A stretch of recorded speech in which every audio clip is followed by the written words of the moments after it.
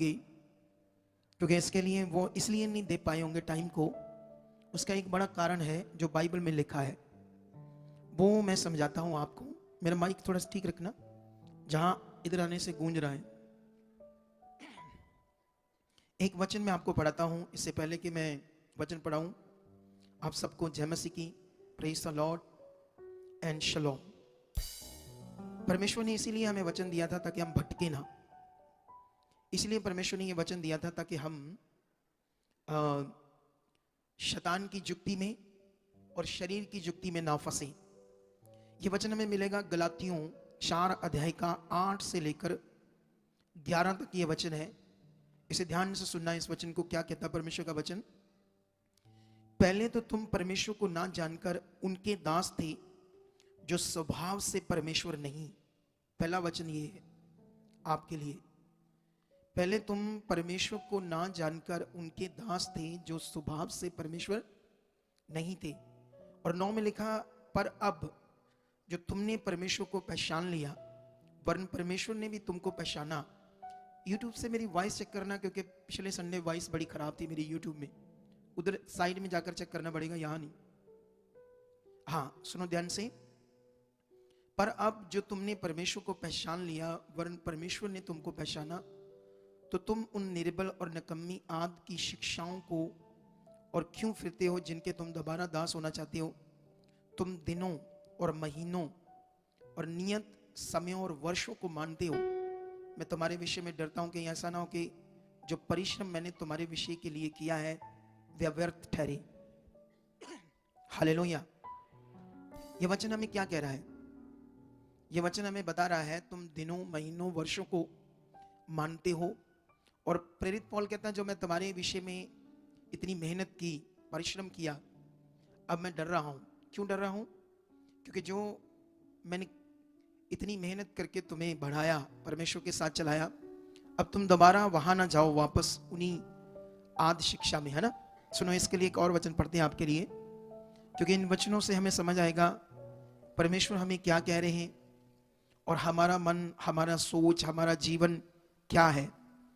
क्योंकि हमारी सोच से ना तो हमें जीवन मिला है और ना ही मिलना है। कितनों को बात समझ आ रही है? अगर हम कुलसियों 2:20 पढ़ते हैं तो यहां पर भी लिखा है कि जबकि तुमने मसीह के साथ संसार की आद शिक्षा की ओर से मर गए, तो फिर उनके समान जो संसार के हैं क्यों जीवन बताते हो। ऐसे बहुत सारे वचन हैं, लेकिन मैंने तुम्हें 2 वचन पढ़ाकर तुम्हारे मन में एक चीज डाल रहा हूं। और खास करके हो सकता है बहुत सारे ऐसे लोग अभी जो लाइव जुड़े होंगे अपने घरों में, लेकिन मीटिंग में नहीं आए। उसका एक कारण होता है संसार की शिक्षा। संसार में बहुत कुछ है ना, होता रहता, आता रहता है, चीजें, बातें, दुनियादारी में जो मनुष्य अपने परछावे के लिए, किसके लिए? अब जानते हो मनुष्यों ने बहुत सारी ऐसी बातें क्रिएट की है जिससे वो अपने मन को परछाएं, उनके मन में वो एक दिन परछावे का कारण बनी। तो इसलिए बहुत सारे लोग हो सकता है इस समय लाइव सुने और मीटिंग में ना आए हो, क्योंकि कुछ ऐसा प्लान हो किसी दिन को लेकर उनका। तो आप लोग आए हो तो परमेश्वर आपसे खुश है। हालेलुया। आप लोगों ने आज अपने जीवन को परमेश्वर को दिया, टाइम को दिया, तो परमेश्वर महान है, वो जीवित है, वो सच्चा परमेश्वर है। तो वो हमें देखता है, हमारे मन को। 2 पॉइंट है आज, बहुत सारी बातें जो आज आपने सीख कर जानी है। मैं थोड़ा सा लेट हूं, मतलब 20-25 मिनट ये टाइम मुझे कवर करना है, और कवर करके साथ में तुम्हें पूरा पूरा आज परमेश्वर का वचन भी देना है जो खुदा ने मुझे दिया है। हालेलुया। कितने लोगों को बात समझ आ रही है? जो खुदा ने मुझे वचन दिया है आप लोगों के लिए, मुझे वो आपको देना भी है पूरा पूरा। और साथ में, क्योंकि एक बात याद रख लेना आप लोग, ना, जैसे आज हम गवाहियां सुन रहे थे बहुत सारी, है ना, उस गवाहियों में से हमें सीखने को मिल रहा था शिक्षा भी।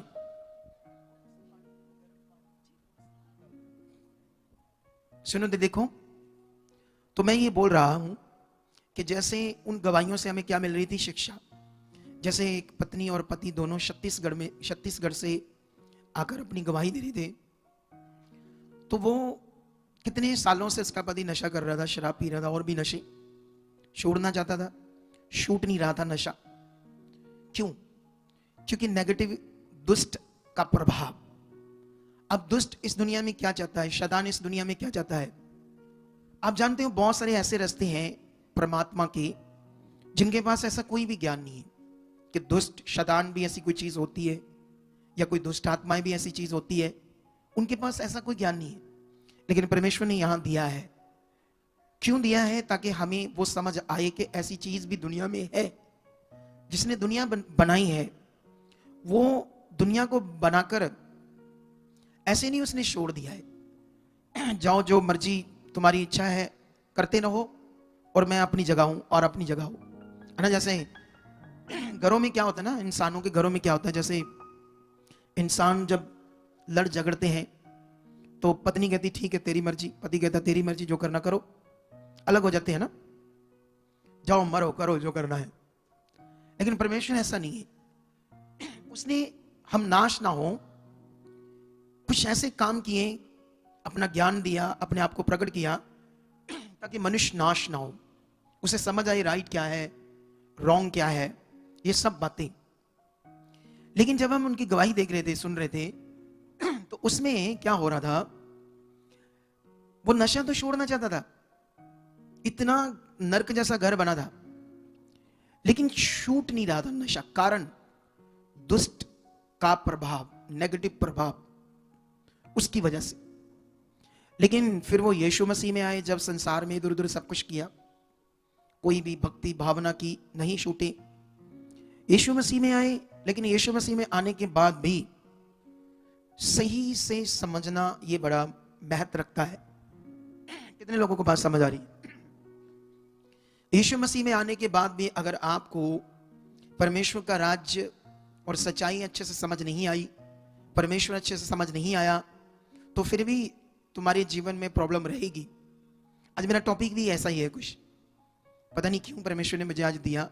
उसका एक कारण था, मैं 3 दिन से विजिट पर था, राजस्थान और पंजाब के बॉर्डर, जलालाबाद साइड, ऐसी जगहों पर, कई जगह पर। और 3 दिन के विजिट में मैं किसी को मैं मिला, वो लगभग 2 साल से प्रभु में थे। तो पहले कहीं और जाते थे, अब हमारे पास आते हैं। तो आराम से वो बैठकर मुझसे मिले, चेयर पर बैठकर। और भी मिले लेकिन और चेयर पर नहीं बैठे। वो कहते नो नो नो नो, आपके सामने हम चेयर पर नहीं बैठ सकते। लेकिन वो दोनों बैठे, और जैसे बैठे वो कहते हैं हमने आज आखिरी दिन आना था प्रभु में। मैंने कहा क्यों? ये प्रॉब्लम, ये हालात, ये चीज, वो चीज। तो मैंने उनसे पूछा कि तुम्हें समझ आया है कि परमेश्वर कौन है? अगर तुम्हें समझ नहीं आया तो तुम ऐसा बोल सकते हो, जायज है। जितने लोग ऐसा करेंगे उनके लिए ये जायज है, उसको छोड़ना, उससे दूर होना, जिनको परमेश्वर समझ नहीं आया। इसीलिए उनका भला भी नहीं हुआ, क्योंकि उनको समझ नहीं आया। इसीलिए वो कह रहे थे कि हम छोड़ रहे हैं, क्योंकि छोड़ेंगे तो वही ना जिनको समझ भी नहीं आया, है ना। जिसको समझ आया वो तो 100 टुकड़े कर दो उसके, तब भी उसको छोड़ेगा। उसको समझ आ गया परमेश्वर कौन है। जैसे वो 2 पति पत्नी, पति के जीवन से शैतान उसको नेगेटिव करता था कि मैं तेरे साथ गया यहाँ, पहले भी वो बोलता था कुछ नहीं है इधर यीशु में। उसके बाद उसने कहा यहां से जब उसकी ले हैंड हुई तो उसका नशा नहीं छूटा पहली बार। तो उसने कहा कि छोड़ दो, कुछ भी नहीं है इधर भी, है ना। इतनी जगहों पर गए, वहां कुछ नहीं मिला, इधर भी कुछ नहीं है। लेकिन उसकी वाइफ ने जान लिया सच्चा खुदा कौन है, सच्चा परमेश्वर कौन है। कौन है परमेश्वर, कौन है परमात्मा? आज जानते यही मेरा टॉपिक है। आई डोंट नो क्यों खुदाबंद ने ये मुझे टॉपिक दोबारा आपको देने के लिए कहा, क्यों पता नहीं मुझे, लेकिन परमेश्वर का आत्मा है जो अगुवाई करता है मुझे और ऐसी बातें बताता है ताकि लोगों को समझ आए। हालेलुया। कितने लोगों को बात समझ आ रही है? अब विषय क्या यहां पर, अब जब उसने विश्वास नहीं छोड़ा तो उस नरक जिंदगी से परमेश्वर की पावर ने काम किया। अब 6 महीने हो गए उसके पति ने नशा छोड़ा और वो आराम से जिंदगी जी रही है। यीशु मसीह में पहले आए, लेकिन फिर यीशु मसीह में आकर भी कुछ काम नहीं हुए। यीशु मसीह में आकर काम क्यों कुछ लोगों के नहीं होते, ये भी समझना होगा। अगर कुछ लोगों के काम नहीं हो रहे तो कारण क्या है, समझना पड़ेगा। क्योंकि परमेश्वर ऐसे नहीं है जैसे आप लोग समझ रहे हो कि अच्छा वो देखेगा किसको ठीक करना है, किसको नहीं करना है, चल इसको कर देते हैं, इसको नहीं करते। ऐसे नहीं है परमेश्वर। बोलो, परमेश्वर ऐसे, वो कैसे है? वो ऐसे है, वो विश्राम में है। परमेश्वर किस में है? अपना काम पूरा कर चुका है, और क्या, कहां है परमेश्वर? विश्राम में। वो पावरफुल है ना। उसने अपने, जैसे ये कहो कि वो विश्राम में है और उसने अपनी पावर को रख दिया है, अपनी सामर्थ को ठहरा दिया है, अपने नियम को दे दिया है, अपने काम को पूरा कर दिया है। जितने उसको फॉलो करते जाएंगे वो पावर, सामर्थ, नियम उनकी जिंदगी में काम करते जाएंगे। ये नियम है। ऐसा नहीं वो देख रहा अच्छा उसको ठीक कर दूं, अच्छा उसको छू लूं, ऐसा नहीं है। उसने नियम ठहरा दिया है जीवन पाने का। अब तुमने अगर जीवन पाना है, बेस्ट, चंगाई, डिलीवरेंस, छुटकारा, तो तुम्हें समझना होगा क्या करना है। उसकी वाइफ को समझ आ गई काफी, जिसकी वजह से उसने छोड़ा नहीं, उसको पकड़ के रखा परमेश्वर को, और सही टीचिंग भी उसको मिल गई। क्या मिल गई?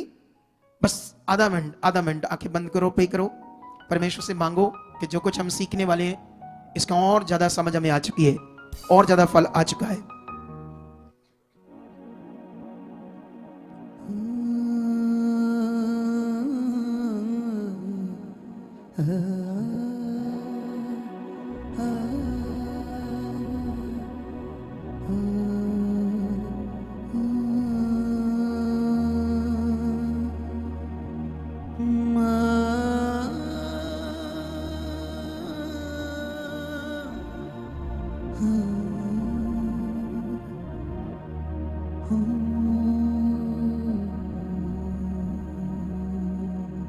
आमेन, हालेलुया। कितनों को बात समझ आ रही है? अगर परमेश्वर पक्षपात करता है, क्योंकि उसने वचन में बता दिया मैं पक्षपात नहीं करता। अमीर है, गरीब है, दुनिया के हिसाब से ऊंची जाति, मीडियम जाति, छोटी जाति मनुष्यों ने बनाई, ये मनुष्यों के नियम है, उससे इसको कोई लेना देना नहीं। क्या धर्म है तुम्हारा, तुमने बनाया, तुम्हारा है, इससे उसको कोई मतलब नहीं है उस सर्वशक्तिमान को। धर्म तो एक दायरे हैं। क्या है? छोटे छोटे जात पात, दुनिया के बनाए सिस्टम, दायरे हैं। तुम उस दुनिया के रचने वालों को अपने दायरों में नहीं रख सकते। वो इनसे बहुत ऊपर है, बहुत ज्यादा ऊपर है। कितनों को बात समझ आ रही है? अगर हमें उसे समझना है जो दायरों से बाहर है, मनुष्यों के बनाए हुए दायरे, मनुष्यों के बनाए हुए सिस्टम। इसीलिए दुनिया में तुम्हें लाखों तरह का सिस्टम मिलता है या नहीं मिलता है? लेकिन अब तुम्हें समझना होगा उसे अच्छे से कि वो कौन है, क्या है, यीशु कौन है, परमेश्वर कौन है, परमात्मा कौन है, कैसे वो काम करता है। तुम चुने गए हो तो तुम्हारा चुने जाने का मीनिंग क्या है। अगर तुम ये समझ नहीं पाए तो तुम फिर कभी उससे मिलाप नहीं कर पाओगे, परमेश्वर से जो है सर्वशक्तिमान। आप जानते हो अगर आपके अंदर धर्म नाम की चीज बैठी रही तो तुम कभी भी उससे मिलाप नहीं कर पाओगे, क्योंकि ये मनुष्यों की बातें हैं, इंसानों की बातें हैं। आप जानते हो पूरे इंडिया में, पाकिस्तान में, एशियाई देशों में बहुत रौला है, हम धर्म बदलते हैं, धर्म बदलते हैं। आप जानते हो इंडियन कॉन्स्टिट्यूशन के अंडरस्टैंडिंग के अनुसार धर्म बदलने के लिए 6 महीने लगते कम से कम, बड़ा बुरा हाल से। तुम्हें एक फॉर्म भरना पड़ेगा, कलेक्टर के सामने जाना पड़ेगा। जैसे फॉर्म फिल होगा तुम्हारी इंक्वायरी होगी 2-3 महीने, बहुत कुछ होगा। तुम्हें पता नहीं प्रेशराइज किया जाएगा, क्या क्या होगा तुम्हारे साथ। फिर जाकर वो फॉर्म वो एक्सेप्ट करता है कलेक्टर, वहां का रीडर या नहीं, वो बात की बातें। धर्म बदलना इसको कहते हैं कि मैं इस धर्म में पैदा हुआ, ये अब मेरा ये धर्म है, मैं इस धर्म को, क्रिश्चियन धर्म को एक्सेप्ट करना चाहता हूं। लेकिन यहां पर ऐसा कुछ है ही नहीं। बाइबल में आप एक भी वचन ऐसा नहीं बता सकती कि यहां हम धर्म का प्रचार करते हैं या धर्म बदलने के विषय के कोई ज्ञान है। यहां विषय सिर्फ जीवन पाना, अनंत जीवन पाना। हालेलुया। कितने लोगों को समझ आ रही? आप जानते हो मोक्ष, मुक्ति, इनकी बातें होती है पूरी दुनिया में, अलग अलग संप्रदाय में, अलग अलग धर्मों में, अलग अलग जो वे बने हैं परमात्मा को, परमेश्वर के पाने के, पाने के लिए बहुत सारे रास्ते बने ना, अलग अलग गुरु संत महात्मा प्रीच करते हैं उस परमात्मा का। मोक्ष किसको कहते हैं, मुक्ति किसको कहते हैं? अगर इसके बारे में सुनोगे तो तुम्हें अलग अलग शिक्षाएं मिलेगी। अब सोचने वाली बात है कि जिसने दुनिया रची, अगर वो मोक्ष के बारे में बताएगा तो वो तो एक ही बात बताएगा सबको, लेकिन दुनिया में तो तुम्हें अलग अलग बातें मिलेगी। मिलेगी या नहीं मिलेगी? बोलो, मिलेगी ना। एक बड़ी बात मिलती है 84 लाख जूनों की शिक्षा। 84 लाख जूने, अगर तुम नाम नहीं जपोगे, सिमरन नहीं करोगे, भक्ति नहीं करोगे, तो तुम्हें 84 लाख जूनों में तुम्हें जाना पड़ेगा उस गेड़े में, फिर जाकर तुम्हें दोबारा इंसानी जन्म मिलेगा। बहुत लंबा प्रोसेस और बड़ा पीड़ा वाला प्रोसेस। लेकिन जब इस बात को हम साइंस से मैच करते हैं तो ये मैच नहीं करती, क्योंकि साइंस कहती है 87 लाख से भी ज्यादा जूने हैं इस पृथ्वी के ऊपर और पानी के अंदर। अब ये बात कहां से आई, कैसे आई, ना तो मुझे इस पर कोई तर्क वितर्क करना है, लेकिन ये साइंस के अकॉर्डिंग मैच नहीं कर रही बात, क्योंकि उनके हिसाब से 3 लाख से भी ज्यादा जूने हैं। कितनों को बात समझ आ रही है आज ये बातें? ये सीरियस मैटर है मनुष्य का पृथ्वी के ऊपर जीवन पाना, अनंत जीवन पाना, मोक्ष पाना, मुक्ति पाना, उसे जानना, उसे समझना। आप जानते हो, जब हम परमेश्वर के पास आते हैं, चुने जाते हैं, तो चुने जाने के बाद स्टार्ट होता है हमारा उसमें चलना, उसे समझना, उसे और नजदीक जाना, क्योंकि उसके सिवाय कुछ भी नहीं है पृथ्वी के ऊपर। इसी बात में ही जीवन है, इसके अलावा कुछ जीवन नहीं है। आप जानते हो ना, जो मैंने वचन पढ़ा है, मैं किसी बात को लेकर वो वचन पढ़ा रहा था, क्योंकि बहुत सारे लोग दुनियादारी, संसार, व्यवहार, बातें, 1 मिनट में परमेश्वर के आदर को साइड पर कर देते हैं, परमेश्वर को 1 मिनट में साइड पर कर देते हैं, और मनुष्यों के बनाए हुए विषय, मनुष्यों के बनाए हुए सिस्टम को दर्जा देते हैं, फिर फंस जाते हैं, क्योंकि वो परमेश्वर की इच्छा नहीं थी। परमेश्वर की इच्छा क्या है, इसे तुम्हें ज्यादा समझना होगा अगर तुम्हें पावरफुल उसकी पावर को देखना है तो। हालेलुया। वो बड़े काम कर सकता है तुम्हारी आंखों के सामने। वो जन्म के लंगड़ों को उसी वक्त चला सकता है, लेकिन इस आधुनिक युग में क्यों आज एकदम से लंगड़ा जन्म का चल नहीं रहा, एकदम से उसकी टांगे नहीं बन रही, एकदम से जन्म के अंधे की आंखें नहीं बन रही जैसे बाइबल में लिखा? कितनों को बात समझ आ रही? क्योंकि अभी इस दुनिया में जो लोग हैं वो कंफ्यूज हैं, वो शरीर में भी हैं और कुछ परमेश्वर के साथ हैं। उनका जीवन संसार में भी है, शारीरिक दुनिया में भी है, और कुछ परमेश्वर के साथ भी है। पूरा नहीं है, सही से नहीं है, अच्छे से नहीं है, तो इसीलिए वो ये पावर को देख नहीं पाएंगे। लेकिन परमेश्वर ऐसा चाहता है अपनी पावर को प्रकट करना, उसकी ये इच्छा है कि उसकी पावर प्रकट हो, ताकि अगर हमने परमेश्वर को जानना है, समझना है, तो कैसे? ये बड़ा टॉपिक है हमारे लिए आज, क्योंकि इसीलिए आज ये बातें मैंने स्टार्ट की आपके साथ। क्योंकि जैसे वो एक लड़का जो हरियाणा से आया था, तो 2022 में चुना गया। चुने जाने के बाद वो कहता मैंने परमेश्वर के साथ चलना कम कर दिया। क्या कर दिया? आप जानते हो ना, जैसे आप ड्यूटी जाते हो ना, काम पर क्यों जाते हो? अगर आपको अच्छी जॉब मिल गई, आपकी अच्छी शॉप है, आपका अच्छा बिजनेस है, तो आप कभी कभी करोगे उसे या रेगुलर करोगे? बोलो। अगर आपकी एक शॉप है, मान लो किसी भी काम की एक शॉप है, अच्छी चल रही है, तो अच्छी चल रही है तो कस्टमर बढ़ रहा है, तो आप क्या करोगे? वही शॉप को जितनी है उतनी रहने दोगे या उसको भी बड़ा करने की सोचोगे? सोचोगे ना। क्यों सोचोगे? क्योंकि अब आप कस्टमर बढ़ रहा है, पैसा आ रहा है, आप अपना रेगुलर उस पर फोकस बना रहे हो, क्योंकि उससे वो फायदा जो आ रहा है। शारीरिक रूप में तो हम जानते हैं कि वो उसमें उसको स्टॉप नहीं कर सकते। आप जानते हो ना, जब शारीरिक दुनिया त्योहार भी होते हैं तो अपनी शॉप्स खोलते हैं नहीं? दुनिया में अलग अलग त्योहार होते हैं, मनुष्यों के बनाए हुए, लोग उसे मानते हैं, तो वो अपनी शॉप्स को भी ओपन रखते हैं रात तक, वो नहीं मनाते त्योहार। क्यों?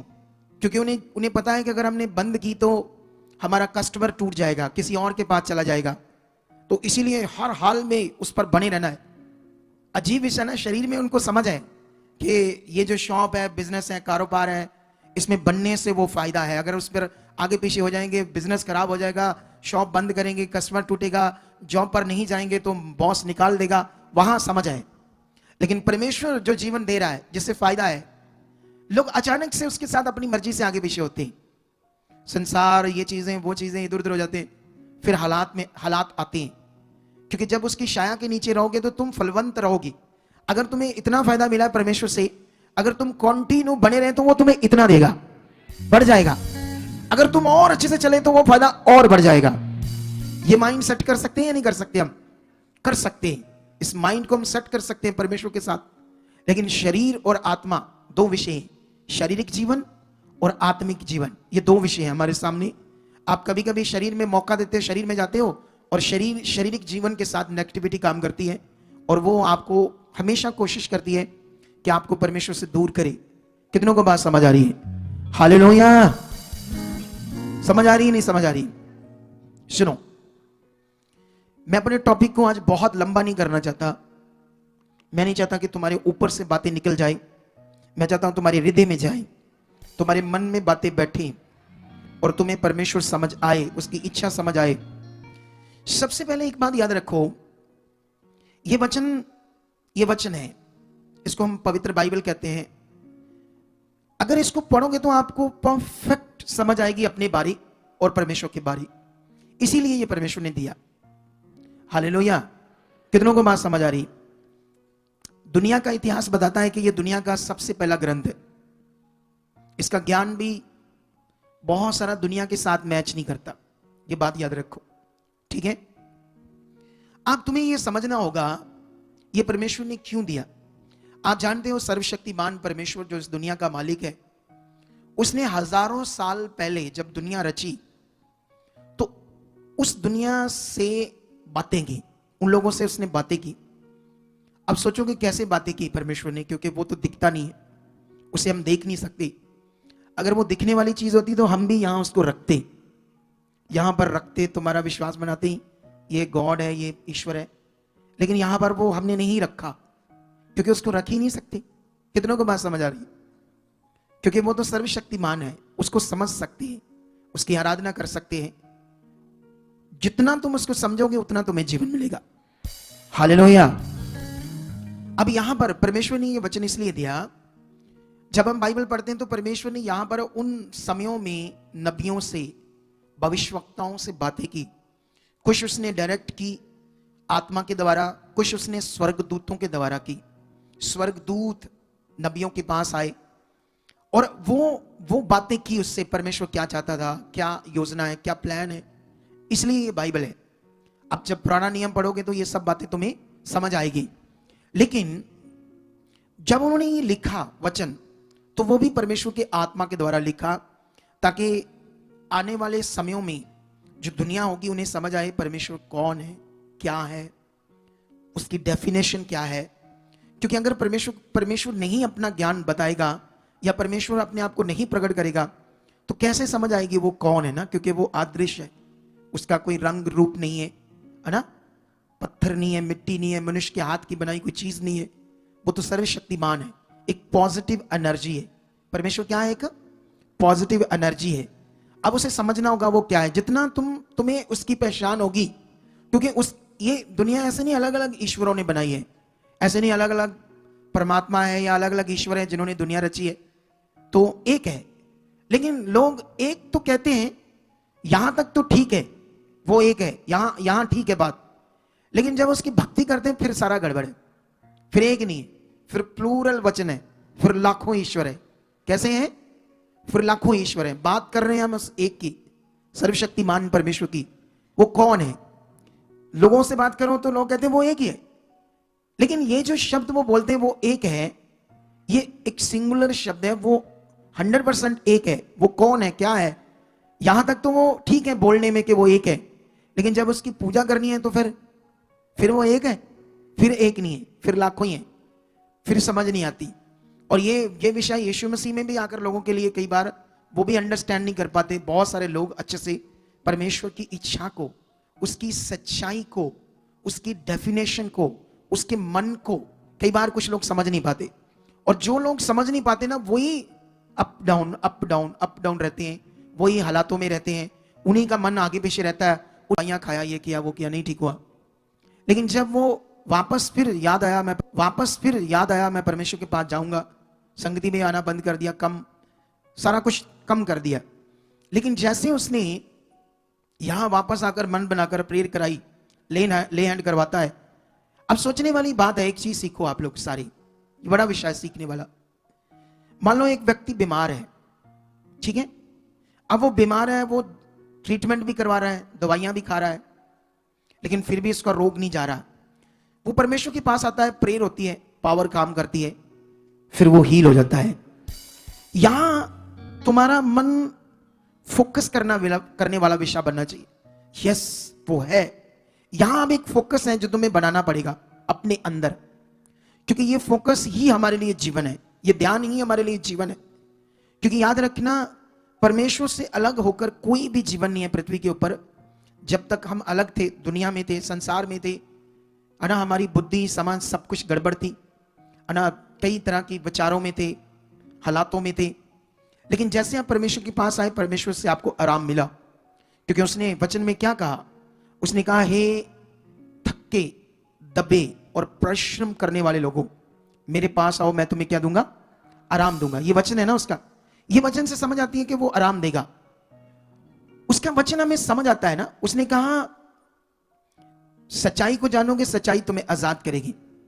अब वो परमेश्वर बात तो कर रहा है अपने वचन के द्वारा, लेकिन उसका वचन जो है वो हमारे अंदर अच्छे से बैठना क्या है? जरूरी है। क्योंकि अगर उसका ज्ञान जो उसने हमें दिया है, उसने अपना वचन दिया, अगर हमारे अंदर नहीं है तो हम भटक सकते हैं। फिर हमारी शरीर की सोच काम करेगी, और जब आपकी शरीर की सोच काम करेगी तो काम बहुत ज्यादा खराब हो जाएगा। कितनों को बात समझ आ रही? वो कंटिन्यू है परमेश्वर।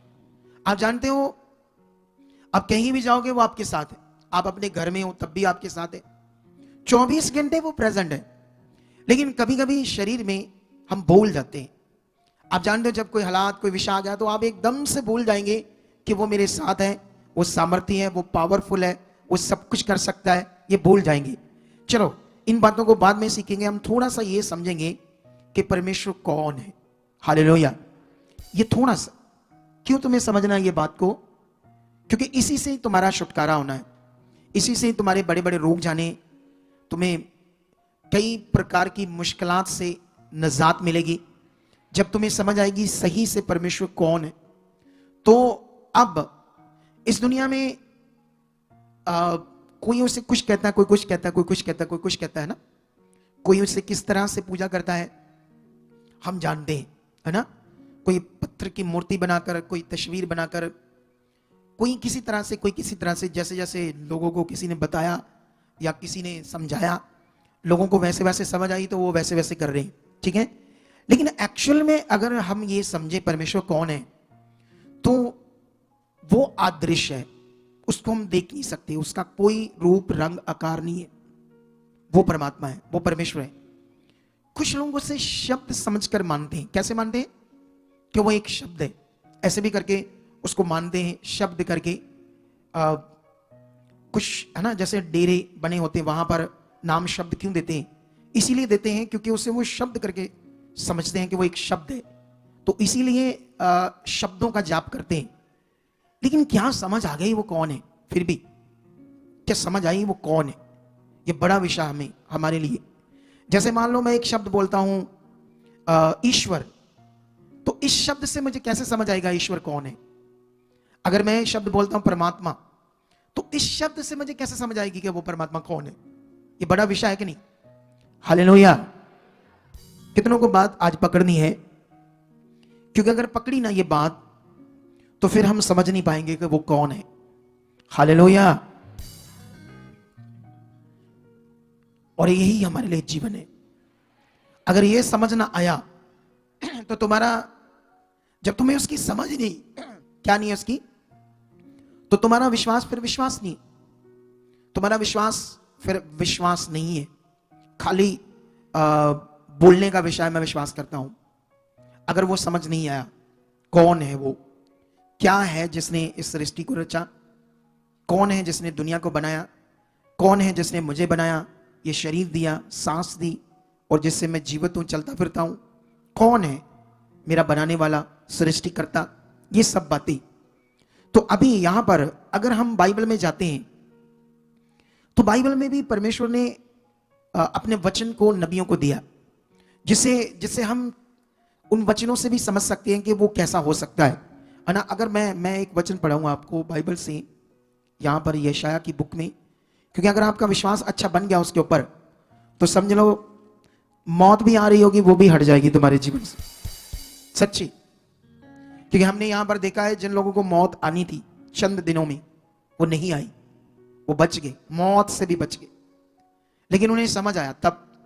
आज तुम्हें भी समझना होगा, क्योंकि आपका मन आपका है, आप क्या सोचते हो, कैसे दिमाग है, आपके अंदर क्या चल रहा है, ये आपको ज्यादा पता होता है। लेकिन मैं यहां से आपको एक वचन पढ़ाने की कोशिश करके एक बात आपके अंदर रखना चाहता हूं। ऐसे लिखा है, ये यशाया की बुक है, यशाया नबी ने इस वचन को लिखा आत्मा के द्वारा। यशाया 66 की 1 से पढ़ते क्या लिखा। यहोवा यूं कहता है, आकाश मेरा सिंहासन और पृथ्वी मेरे चरणों की चौकी है, तुम मेरे लिए कैसा स्थान बनाओगे। हालेलुया। ओरिजिनली शब्द ये है, मेरे लिए कैसा स्थान बनाओगे, भवन बनाओगे, बिल्डिंग बनाओगे जहां मुझे रखोगे। ये परमेश्वर हमें अपना वचन देकर हमसे बात करता है। वचन में ये लिखा है कि आकाश मेरा सिंहासन है और पूरी पृथ्वी मेरे पैर रखने की क्या है, चौकी है, तुम मेरे लिए कैसा स्थान बनाओगे जहां मुझे रखोगे। अब सोचने वाली बात है कि ये पावरफुल वचन है। आप जानते हो जब शैतान ने लोगों की बुद्धि बंद की होती है, उनको सुना भी दो कोई असर नहीं होगा, इसका कोई समझ नहीं आएगी उनको इस वचन की। जब नेगेटिविटी ने बुद्धि को क्या किया होता है, एक दिन मेरी बंद थी और मैं भी इन बातों को मानता नहीं था, ठीक है।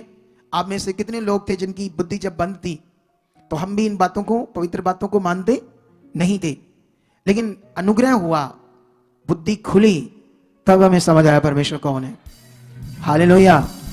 और जितनों की बुद्धि खुली और जितनों ने उसे ग्रहण किया, फिर उसकी पावर को भी देखा, उस जीवन को भी देखा, छुटकारे को भी देखा। देखा है या नहीं देखा, देखा ना। लेकिन अब यहां पर और वचन पढ़ते हैं, क्या लिखा है। और मेरे विश्राम का कौन सा स्थान होगा। यहोवा की ये वाणी है कि ये सब वस्तुएं मेरे हाथ की बनाई हुई है, इसलिए ये सब मेरी ही है, परंतु मैं उसी की ओर दृष्टि करूंगा जो दीन और खेदित मन का हो और मेरा वचन सुनकर थरथराता हो। सुन लो, ये कितनी बड़ी बात है। अब उसका वचन सुनकर भय मानना, आत्मिक भय मानना, डरना। क्यों डरना, क्योंकि वो सृष्टि करता है। उसने कहा सब कुछ तो मैंने बनाया है, पहाड़ मैंने बनाए, आसमान, सूरज, जो चीजें हैं, जितनी भी चीजें मैंने तुम्हारे लिए बनाकर दी है, तो सब चीजें तो मैंने बनाई है, तुम मेरे लिए क्या बना सकते। मतलब तुम ऐसे सोचो कि मैं तुम्हें यहां रखूंगा वहां रखूंगा अपनी मर्जी से। तो परमेश्वर कहते हैं ऐसा नहीं है। वो बात करते हैं, कहते मैं उसकी ओर दृष्टि करूंगा जो मन का दीन है। मन के दीन होने का मतलब जो बात को समझे, परमेश्वर की इच्छा को समझे। जो नहीं समझता वो मन का दीन नहीं, कठोर है वो।